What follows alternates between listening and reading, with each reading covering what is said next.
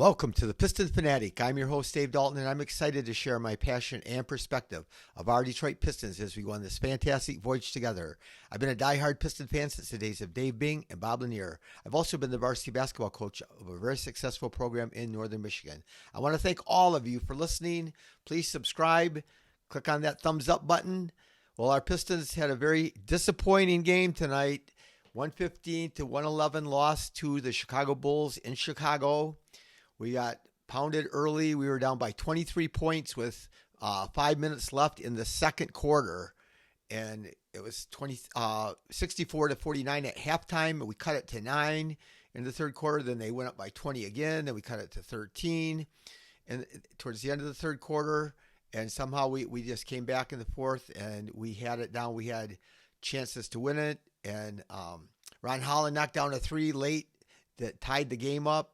That was a gutsy shot by him. Holland was awesome tonight. And yeah, we'll get into it, but it was disappointing. And, there is a thing in sports I find that it's really hard. Last year we were a 14-win team going into the year. And so we always played with the chip on our shoulder. We were always playing, we were the ones, we were always favored to lose.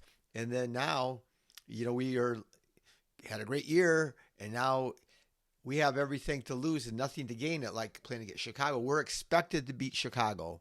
And you could say you can't play that way, and you're right, but human nature is a powerful thing, and you can't help but to know we are better than Chicago. And Chicago had some great performances. We'll get into that. But Cade Cunningham was a disappointment. He had a bad game. I'm sure he would tell you that. He struggled to score. He scored only 10 points in the first three quarters. He got into some foul trouble, but he played 34 minutes. He was 8 for 24 only, 1 for 6. And I promise you, his three-point shot is going to be way better this year than last year. I promise you. So you just watch and see what happens with that. 6 for 10 from the line. I think he missed 4 free throws in a row. And he's a 90% free throw shooter. And so, that's just, and then we're down to it. We had, with 13 seconds to go, we had the ball out of bounds. Cade got a 3-point shot, contested three that could have won it. Ball kicks out to Tobias. Tobias gets the ball with 6 seconds left.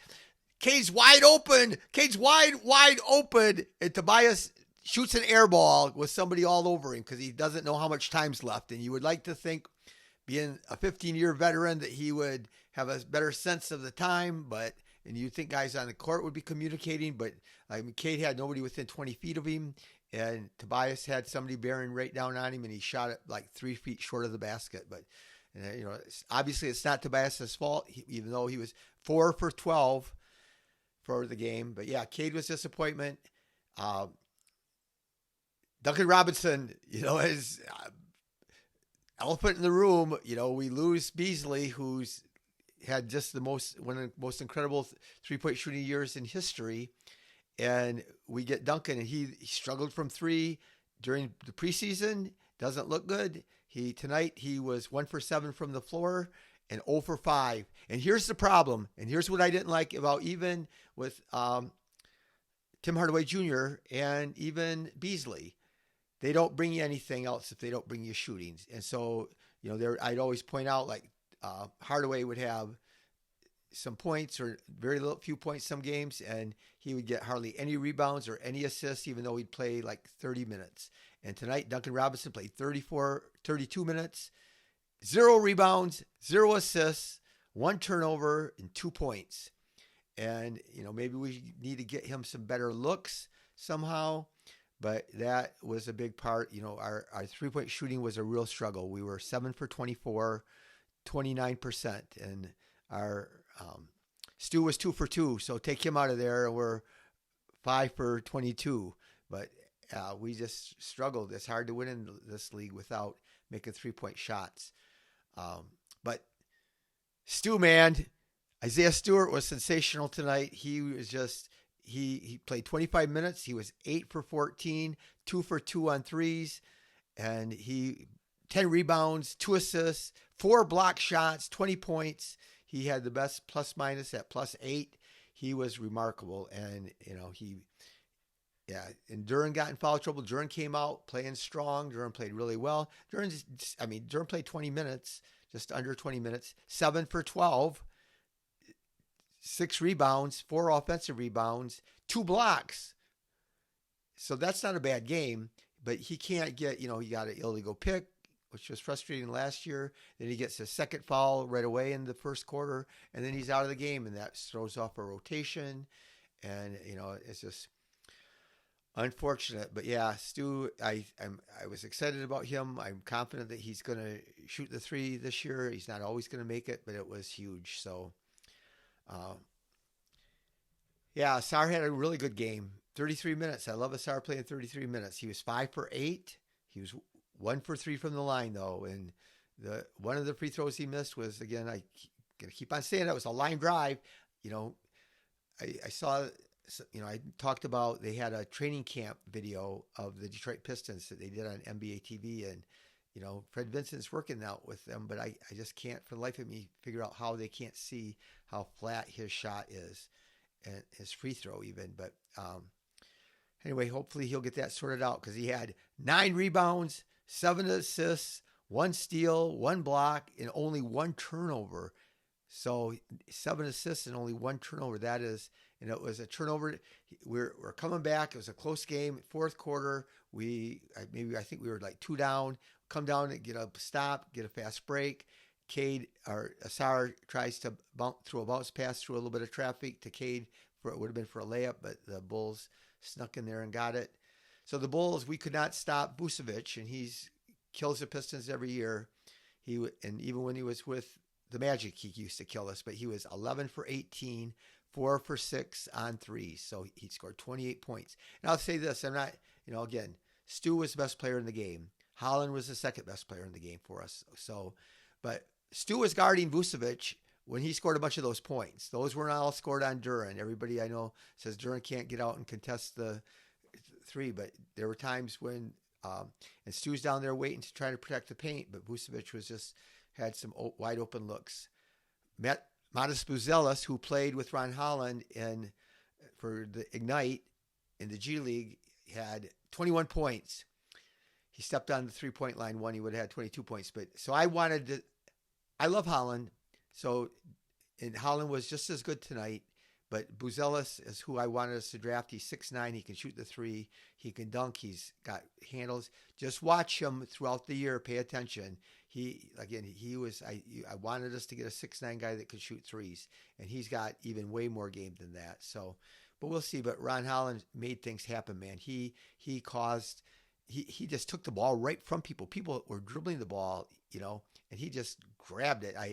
I think we got a really good whistle the second half. I think they could have called some more fouls on us. There was a challenge with 13 seconds left.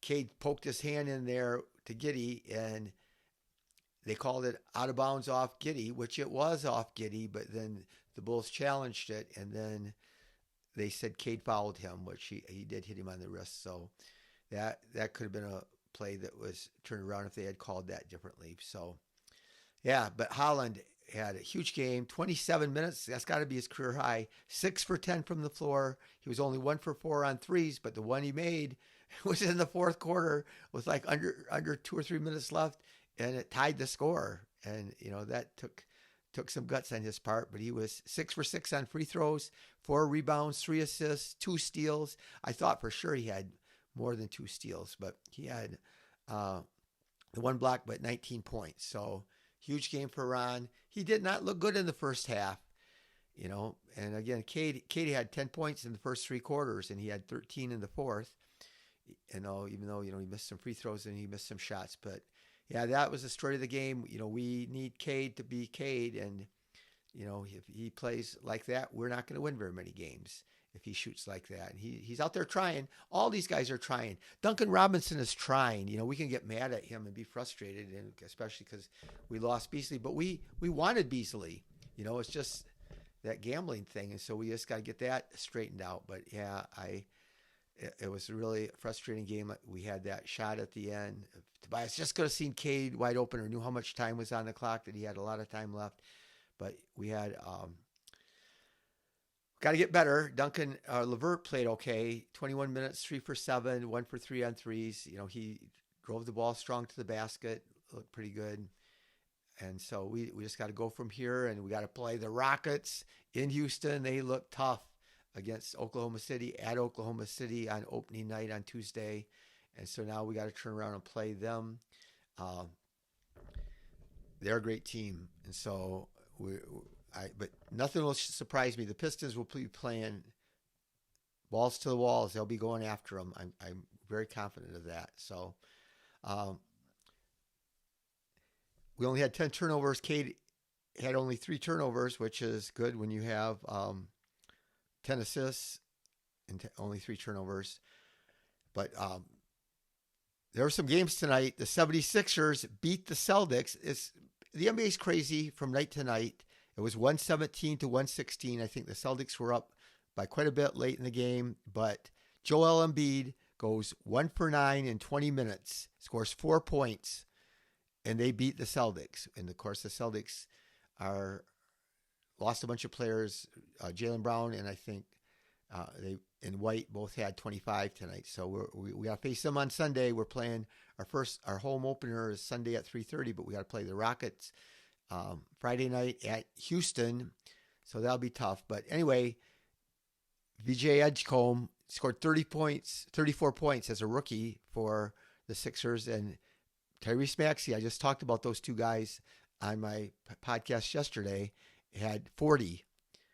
And then here's the Raptors. Everybody's hyping the Hawks, and they still could be great.